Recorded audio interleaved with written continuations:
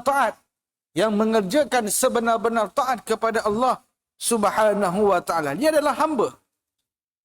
Dan dia itu merupakan hamba yang zalilun ay dha'ifun wa faqirun.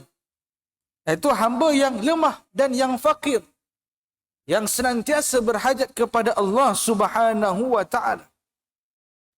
Maka di antara sebab-sebab kita menjadi orang yang bertakwa kepada Allah Subhanahu wa ta'ala, apabila kita mengenal diri kita. Kita adalah hamba yang lemah. Kita adalah hamba yang senantiasa berhajat kepada Allah Subhanahu wa ta'ala. Dan kita senantiasa mengharapkan pertolongan daripada Allah Subhanahu wa ta'ala. Kita senantiasa mengharapkan kebaikan daripada Allah Subhanahu wa ta'ala. Kita mengharapkan segala permasalahan kita akan diselesaikan oleh Allah Subhanahu wa ta'ala. Kita mengharapkan segala kesedihan kita akan diselesaikan, akan diberikan kegembiraan, digantikan dengan kegembiraan oleh Allah Subhanahu wa ta'ala. Maksudnya apa? Maksudnya kita senantiasa berhajat kepada Allah Subhanahu wa ta'ala. Maka apabila seseorang itu mengenal dirinya itu adalah seorang hamba, zalil, dhaif, faqir, wa anna rabbahu ta'ala qawiyyun, dan dia mengakui bahawa sesungguhnya Tuhannya itu adalah qawiyyun, yakni dzul quwwah, wa huwa min asma'ihi ta'ala al-husna, yang mempunyai kekuatan. Dia mengakui bahawa sesungguhnya Allah Subhanahu wa ta'ala itu maha gagah perkasa. Dia adalah hamba yang lemah. Allah Ta'ala yang maha gagah, yang menentukan segala-galanya, yang mentakdirkan apa yang sudah menjadi ketetapan. Maka keberadaan kita pada hari ini itu sudah ditetapkan oleh Allah Subhanahu wa ta'ala. Rezeki kita pada hari ini, semalam, itu sudah ditetapkan oleh Allah Subhanahu wa ta'ala. Kehidupan kita hari ini sudah ditetapkan oleh Allah Subhanahu wa ta'ala. Allah Ta'ala itu maha perkasa, maha menentukan segala-galanya. Lagi pula aziz. Apa makna aziz? Wa huwal ghalib alladhi la yuqhar. Allah Ta'ala itu maha mengerasi, yang tidak boleh dipaksakan. Al-Imam Ibn Jarir mengatakan, Al-Aziz ay asyadidu fi intiqamihi mimman taqama min a'daihi.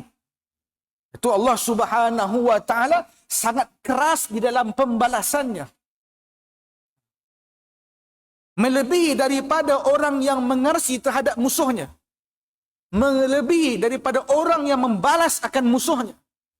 Allah Ta'ala sangat keras akan seksanya. Ingat, kalau kita melakukan perkara-perkara yang mengundang akan kemurkaan Allah Subhanahu wa ta'ala, ingat, tempatnya nanti adalah tempatnya nanti di dalam api neraka yang sangat keras seksanya. Maka sedemikian ini yang ditarifkan, yang telah disebutkan oleh Al-Imam Ibn Jarir, yakni asyadid fi intiqamihi mimman taqama min a'daihi. Sehingga Allah Subhanahu wa ta'ala berfirman, wa ma naqamu minhum illa an yu'minu billahil azizil hamid. Allah Ta'ala tidak akan menyaksa mereka sekiranya mereka beriman kepada Allah Subhanahu wa ta'ala. Maka orang yang beriman, tempatnya nanti di dalam syurganya Allah Subhanahu wa ta'ala. Tetapi untuk masuk ke dalam syurganya Allah Subhanahu wa ta'ala, dia harus, apa maksudnya? Dia harus bermujahadah. Allah Ta'ala sebut, وَالَّذِينَ جَاهَدُوا فِينَا لَنَهْدِيَنَّهُمْ سُبُلَنَا. Orang yang bersungguh-sungguh pada jalan kami, kami akan tunjukkan jalan-jalan kami. Maka disebut di dalam kitab Ta'limil Muta'allim, karya Syekh Zarnuji rahimahullahu ta'ala rahmatal abrar, orang yang bersungguh-sungguh di dalam menuntut ilmu, pasti akan diberi kefahaman untuknya. Maknanya apa? Untuk sampai kepada ridha Allah Subhanahu wa ta'ala adalah dengan jalan ilmu. Dengan jalan ilmu, menuntut ilmu. Sehingga dia beramal akan apa yang sudah dia ketahui. dan itu akan menempatkan dia di tempat yang dimuliakan oleh Allah Subhanahu wa taala. Lianna nasiyatahu biyadihi. Maka sesungguhnya manusia itu berada di dalam kekuasaannya.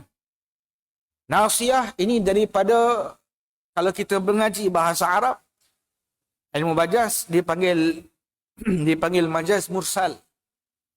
Min itlaqil juz'i wa iradatil kulli. Lianna asla ma'naha muqaddamur ra'si atau sya'rul muqaddam fal murad bihi asy-syakhsu bitamamih. Asal makna nasiyah, nasiyah ni ubun-ubun. Pada depan kepala ni. Muqaddamur ra'si, ada depan kepala ni nasiyah. Yang berada depan kepala. Ataupun sya'rul muqaddam ni, rambut yang di depan ni. Ni nasiyah. Tapi yang dikehendaki di sini nasiyah ini adalah manusia tu asy-syakhsu bitamamihi. Manusia tu sendiri. Kita semua. Ni dipanggil min itla'il juz'i wa iradatil kulli. Inilah bahasa Arab. Lepas tu kita mengaji bahasa Arab. Dia ada balaghahnya. Ada majaznya. Dia panggil majaz mursal. Allah Ta'ala sebut dalam Quran. Semuanya binasa illa wajhah. Wajhah bermakna zatih. Zatnya Allah Subhanahu wa taala. Bukan Allah Taala tu ada muka. Bukan Allah Taala tu ada wajah seperti yang difahami oleh golongan mujassimah. Kan? Ini dia panggil majaz mursal. Lianna nasiyatahu biyadihi. Ini sama juga biyadihi. Sesungguhnya manusia itu berada di dalam kuasaannya Allah Subhanahu wa taala. Biyadihi ay bi qudratihi fala yusta'malu ma'naha al-haqiqi. Biyadihi dengan makna kekuasaannya Allah Subhanahu wa taala. Tak boleh kita pakai makna tangan tu dengan secara hakiki tangan. Maknanya manusia itu berada dalam tangan Allah. Okay. Hatta disebut dalam kitab yang ditulis oleh Al-Imam Al-Qurtubi, makna al-yad itu mengandungi berbelas-belas makna. Kan? Bukan dimaksud tangan di sini. Allah Ta'ala itu tangan, bu. Okay. Kalau Allah Ta'ala itu ada tangan. Lepas tu kita berlindung daripada pahaman-pahaman yang mujassimah syabihah ni. Jadi kesimpulan yang pertama di antara sebab-sebab seseorang itu, kan? Jadi orang yang bertakwa kepada Allah Subhanahu wa taala ialah i'tirafuhu annahu 'abdun. Kan? Zalilun wa faqirun wa dha'ifun. Dia mengetahui bahawasanya diri dia itu adalah hamba yang lemah, yang hina, yang berhajat kepada Tuhannya. Ini kalau dapat rasa benda ni, insya-Allah, kan, dia akan menjadi orang yang bertakwa. Yang pertama. Yang kedua, wa minha ay asbabit taqwa an yatadhakkara ihsanallah ilaihi fi jami'il ahwal. Yang seterusnya di antara sebab-sebab seseorang itu bertakwa kepada Allah, ay yatadhakkara al-'abdu ihsanallah ay rahmatahu min al-'ataya. Ialah seseorang hamba itu mengingat akan rahmatnya Allah Subhanahu wa taala daripada segenap pemberiannya kepadanya hamba fi jami'il ahwal, pada sekalian keadaan, pada segala kelakuan. Ai min haitsu iqbalun ni'mah ilaihi bisyukri 'alaiha fala yakfuru bima an'ama Allah taala alaihi minan ni'am. Yang keduanya, di antara sebab seseorang itu bertakwa kepada Allah Subhanahu wa taala adalah sebabnya dia mengingat akan kebaikan yang telah Allah Ta'ala berikan kepadanya. Daripada sekira-kira dia menerima segenap nikmat daripada Allah Subhanahu wa Ta'ala, dan dia tidak mengingkari bima an'amallah, dengan apa yang Allah Ta'ala berikan kepadanya dari berupa nikmat. Fala yakfur bima an'amallahu ta'ala alaihi minan ni'am. Dia tidak mengkufuri setiap nikmat yang Allah Ta'ala berikan kepadanya. Ya, Allah Subhanahu wa Ta'ala berfirman, la in syakartum la azidannakum wa la in kafartum inna azabi lasyadid. Kalau kamu bersyukur, Allah Ta'ala akan tambah rezeki yang sudah kamu dapatkan dari sudut keberkatannya ataupun hisinya. Dan kalau kamu kufur, inna azabi lasyadid.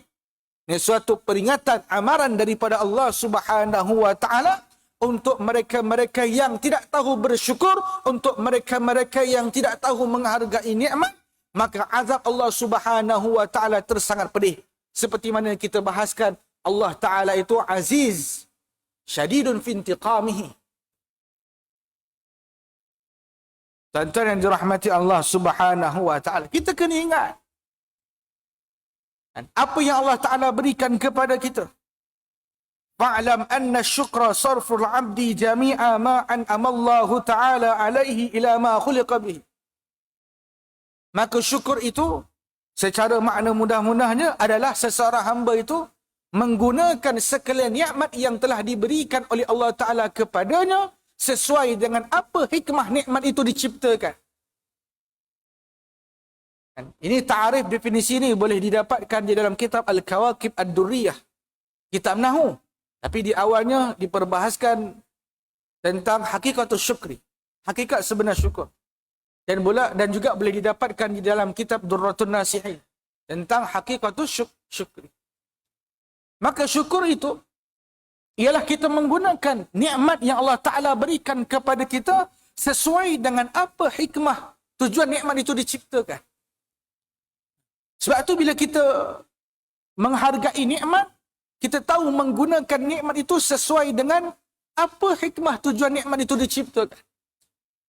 Maka dalam hal ini kita belajar ilmu tasawuf. Tak usah kita yang tebal-tebal, buka penawar bagi hati saja. Kitab penawar bagi hati, saya yakin di masjid ini ada kan penawar bagi hati.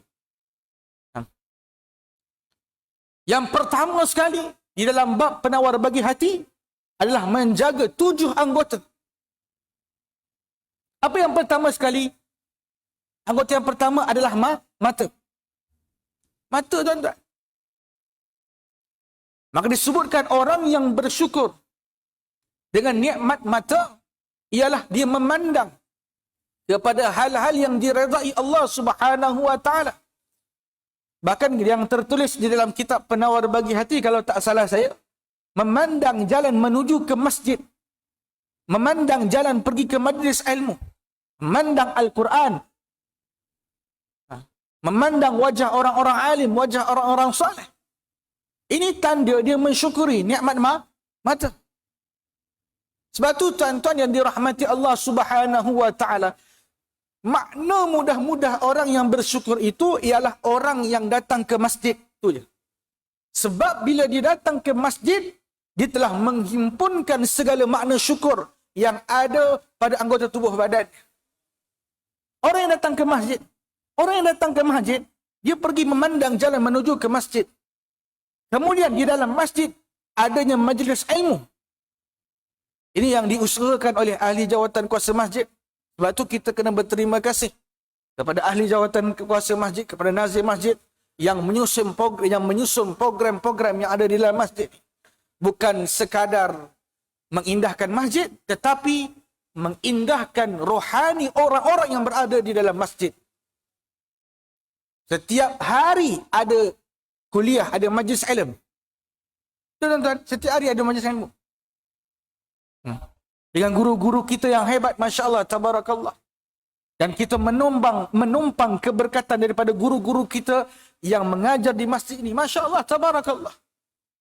Maka orang yang menuju ke masjid, orang yang datang ke masjid, dia menghimpunkan syukur. Dia menghimpunkan makna syukur. Dengan matanya, telinganya, dengan kakinya. Allahu Rabbi. Maka orang yang datang ke masjid, baik, itu dia. Dan berterima kasih juga kita kepada para jemaah kita. Kan? Kerana tanpa jemaah dan AJK, kan, Susah kita nak buat program kan. Secara adatannya. Alhamdulillah. Ni tabung Ihya Ramadan ni penuh kan. Saya dipahamkan masjid ni Masya Allah. Sambutan Ramadannya Masya Allah. Kan? Dengan iftarnya tiap-tiap hari betul. Tiap-tiap hari. Terasa bahangnya Ramadan tu. Kita dah masuk bulan Rajab ni tuan-tuan. Memang kepala otak tu duk fikir Ramadan. Kita lah. Kan? Namun ada juga kadang-kadang terfikir bulan lepas Ramadan Syawal tu. Tuan-tuan yang dirahmati Allah SWT. Kita penuhkan tabung-tabung masjid. Kan? Datang tu bawa lah RM10. Masuklah tabung masjid RM20. RM10. Kan? Ada tabung Ihya Ramadan. InsyaAllah, tabarakallah. Kau tak buat duit, jangan risau. Boleh QR pay. Kan? Kan? Nombor akaun pun ada. Kan? Masya-Allah. Tiap-tiap hari ada tazkirah. Allah. Macam tahun lepas lah. Masya-Allah. Tazkirah Zuhur. Malam 20. Tak malam tarawih. Boleh bincang lagi ya. Boleh bincang. Tak apa. Tak apalah kan. Hak buat 8 pun 4 lari lah.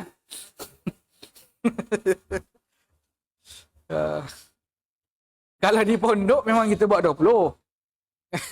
Di pondok memang 20.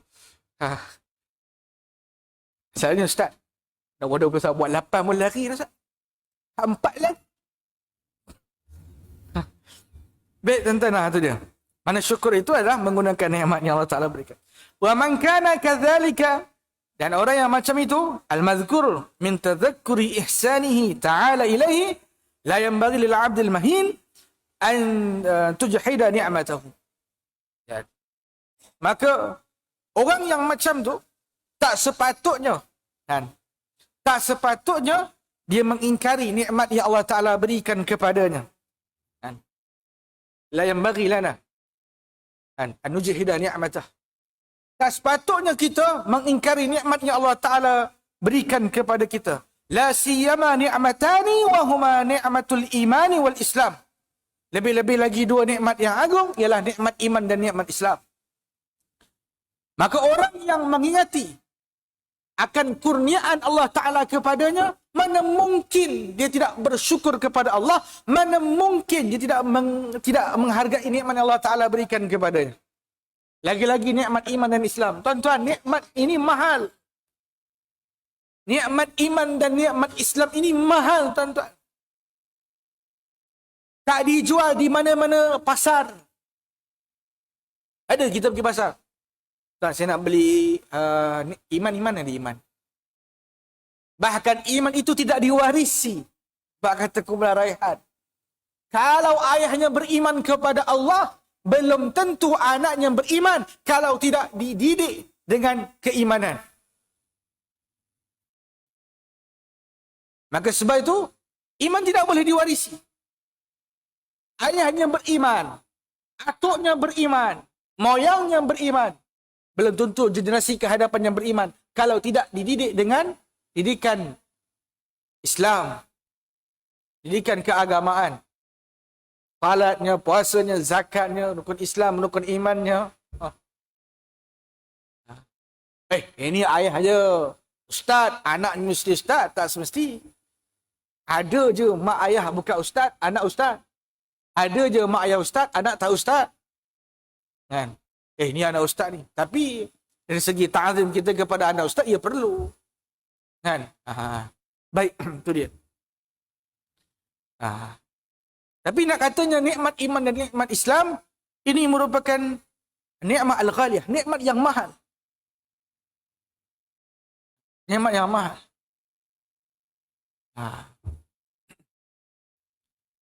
Wa minha, dan sebahagiannya lagi, asbab taqwa an yatadhakkara al-'abdu al-mauta. Dan yang seterusnya, yang ketiganya, sebab seseorang itu bertakwa kepada Allah Subhanahu wa taala apabila dia mengingati kematian. Kematian. Annahu sayamut bi iftiraqir ruhi minal jasad wa huwa hadimul ladzat. Kematian, dia mengingati kematian yang bahawa sesungguhnya dia akan mati. Dia akan berpindah biftirakir ruhi minal jasad. Akan berpisah roh daripada jasad. Roh tidak ada lagi berada di dalam jasad. Ketika kita tidur, tu yang pertama, roh tak berada dalam jasad kita. Itu pun kita takut tuan-tuan, takut tidur terus. Kan? Lepas tu doa kan? Bismikallahumma ahya wa amut. Aku hidup, aku mati. Maka disebutkan tidur itu mautus saghir, mati kecil. Saat tu roh keluar. Yang kedua, mati betul. Roh tu tak balik dah. Dia berpindah alam. Bukan alam sebalik mata, tuan-tuan. Dia berpindah alam. Dan kita kena ingat, di antara sebab kita menjadi orang yang bertakwa, apabila kita mengingati kematian. Itu dia.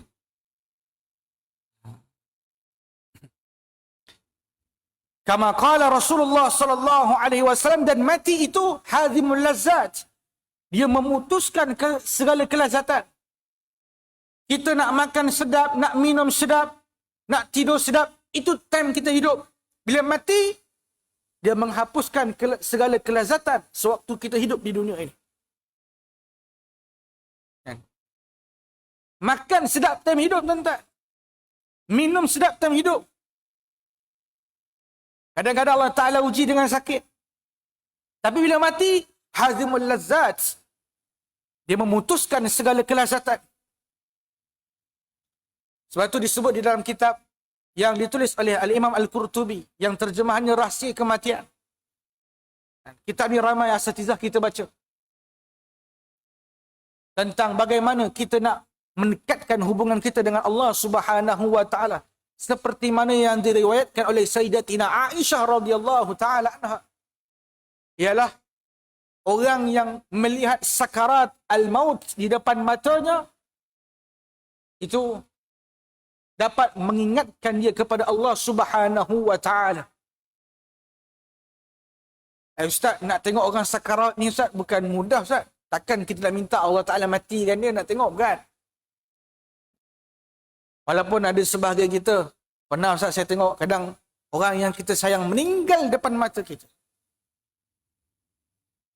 Kalau tak ada yang macam tu, ziaratul kubur. Ziarah kubur. Kan? Ziarah kubur mak ayah kita. Ni hari Jumaat. Hari Jumaat merupakan hari yang terafdal. Kita ziarah kubur hari Jumaat. Disebutkan di dalam kitab Hasyiah Bijairimi, syarah kepada Minhaj, hari yang elok untuk kita ziarah kubur bermula daripada lepas asar, ba'da asar yaumil khamis, sesudah asar pada hari Khamis, berakhir pada hari Sabtu. Dan ada riwayat menyebutkan hari Jumaat merupakan hari yang sangat elok kalau kita ziarah kubur. Dah hadis ni. Hari Jumaat. Ustaz, hari raya, Ustaz, hari raya. Tak ada masalah lah kan. Hari-hari pun okey kan. Cuma kalau nak dapat fadilat tu ada hadis yang mengenakan hari Jumaat. Ziarah kubur. Tengok kubur, ingat. Satu masa kita akan mati. Kita ni hidup bukan selama-lamanya. Kaya macam mana pun kita, banyak jawatan macam mana pun kita, hebat macam mana pun kita pada pandangan orang, alim, pandai macam mana pun kita akan mati. Jadi yang kekal. Itu tuan-tuan yang dirahmati Allah Subhanahu wa taala, ingat kepada kematian itu sebab yang menjadikan seseorang itu bertakwa kepada Allah Subhanahu wa taala.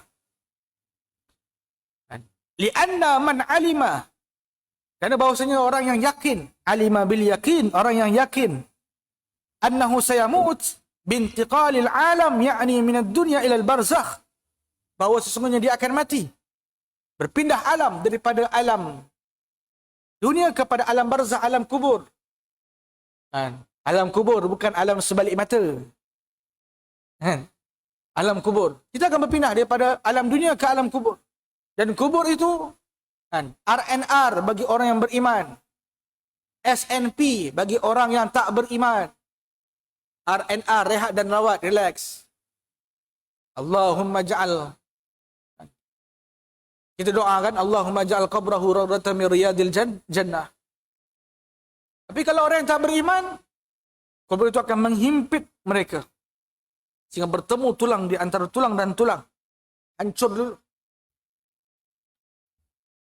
Kita akan berpindah alam. Wa annahu laysa amamahu ay al-'abdi ba'da intiqalihi min ad-dunya ila al-akhirah illa al-jannah. Dan inilah bahawa sesungguhnya di hadapannya seorang hamba, sesudah dia berpindah alam, sesudah dia mati nanti, illa al-jannah, melainkan syurga, awin naru, ataupun neraka.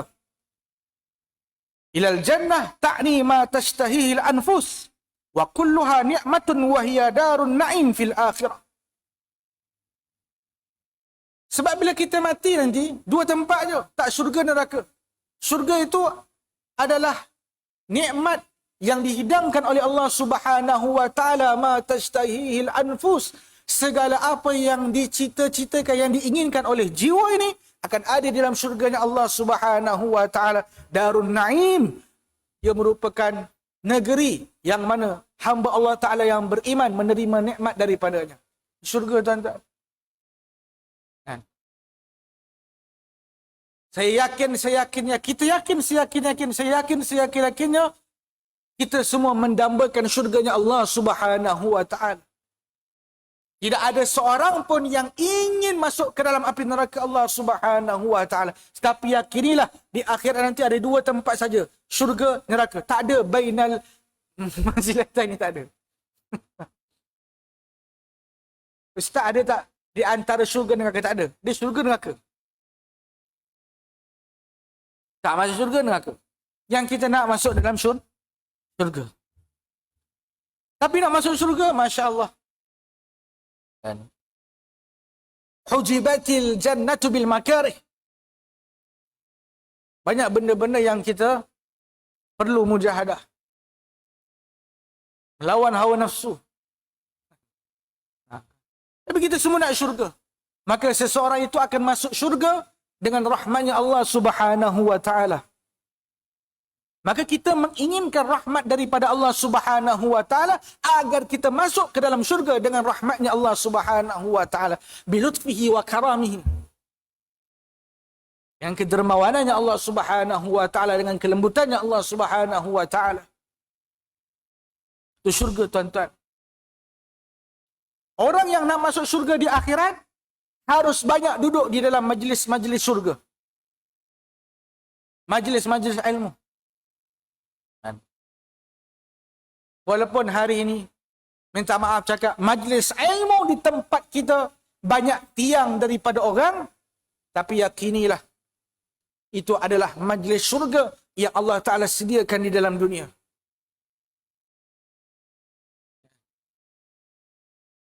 Tuan-tuan yang dirahmati Allah Subhanahu wa Ta'ala begitu. Awin nar, ay al-harara al-muhriqah, وهي أعدت للكافرين كما قال تعالى فإن لم تفعلوا ولن تفعلوا فاتقوا النار التي وقودها الناس والحجارة أعدت للكافرين. Dan lagi satu, neraka. Tak masuk syurga, neraka. Neraka ni itu kepanasan yang membakar, yang uiddat lil kafirin. Wahia uiddat lil kafirin, dia disediakan bagi orang-orang yang ingkar. Neraka disediakan kepada orang-orang yang ingkar, yang tidak patuh kepada Allah Subhanahu wa taala. Ini neraka. Lepas tu kalau kita baca hadis muhimmah, Sebagaimana yang Rasulullah sallallahu alaihi wasallam ceritakan kepada Sayyidina Ali dan kepada Sayyidatina Fatimah tentang kepelbagaian azab neraka yang Allah Ta'ala berikan kepada seseorang hamba itu. Ini ada baca hadis muhimmah. Hadis insyaAllah. Kitab hadis muhimmah. Ya Rasulullah khabarkan tentang neraka ni, Masya Allah. Ada orang bertanya, Ustaz, neraka ni, kan, kenapa tak satu je seksa masuk dalam api terbakar? Kan? Kenapa perlu banyak seksa sehingga digantung di macam-macam? Maka disebutkan, dipelbagaikan seksa neraka kerana pelbagai maksiat yang dilakukan. Dipelbagaikan seksa neraka kerana pelbagai maksiat yang dilakukan. Tuan-tuan yang dirahmati Allah Subhanahu wa Ta'ala. Lepas tu kita minta Allah Subhanahu wa Ta'ala pelihara kita daripada azab api neraka. Waqina azaban nar, waqina azaban nar, waqina azaban nar. Pelihara kami daripada azab api neraka. Kerana terus sangat pedih. Tak mampu kita menanggung kepedihannya. Tuan-tuan yang dirahmati Allah Subhanahu wa Ta'ala, mudah-mudahan Allah Ta'ala rahmati kita. Dan kita sambung insyaAllah pada kuliah kita yang akan datang. Ba'athahu zalika ilal a'malis salihat hasabal istita'ati wa minal a'malis salihah musa'adatul muslimina wan nadhr ilaihim bi'ainil atfi war rahmati. Tuan-tuan yang dirahmati Allah Subhanahu wa Ta'ala, mudah-mudahan Allah Ta'ala rahmati kita. Mudah-mudahan kita berada dalam rahmat Allah Subhanahu wa Ta'ala. Dan sebagaimana kita berkumpul di dalam rumah Allah Subhanahu wa Ta'ala ini, insya-Allah kita akan dikumpulkan ke dalam syurganya Allah Subhanahu wa Ta'ala. Amin amin ya rabbal alamin. Saya kira setakat ini saja. Hadanallahu wa iyyakum ajma'in. Aqulu qawli hadza wa astaghfirullahal azim li wa lakum. Assalamualaikum warahmatullahi wabarakatuh.